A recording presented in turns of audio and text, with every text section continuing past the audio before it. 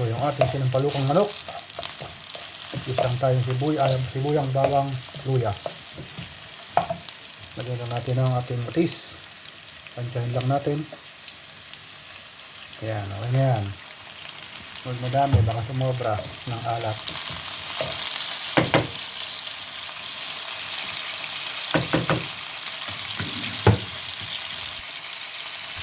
So, ito natin ang ating manok.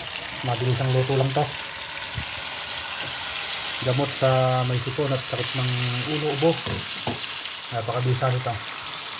Maasim na sinampalukang manok.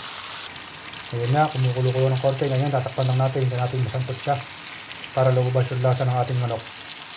So, ayan lang siya. Hindi natin masampot siya mabuti. Nilagyan din natin siya ng isang Knorr chicken. So, takpan muna natin. Wow, ganda, sarap. Kumbaga sa nagluluto ng napakasarap nito. Para kang nagluluto ng sinampalukang kambing. Wow. Ang bango-bango, kumbaga sa tao, parang bagong ligo. Bango ng sabaw niya. Pwede na natin lagyan ng pang-asim. Bali, ang ginamit ko nga pa dito ay UFC sinigang sa sampalok. Bali, dala pa natin to nung dumating tayo dito. Ayan. Aasiman kasi natin para kasi uso ang sipon ngayon dahil sa sobrang lamig.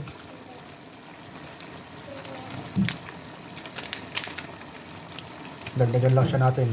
Dahil tayong dalawang Knorr. Sinigang sa sampalok. Bali, UFC sinigang sa sampalok. Ayan, no? Sarap niyan. Then, takpan lang ulit natin. Lalagyan ulit natin ng spinach mamaya. Ito, dahon ng spinach. Saka ito yung sili natin, no? Takpan ulit natin para masangkot siya. Sarap nito mga idol. Ito mga idol, tingnan natin kung maliliit pa pala spinach nating tanim. Kaya hindi pa natin pwedeng ilagay.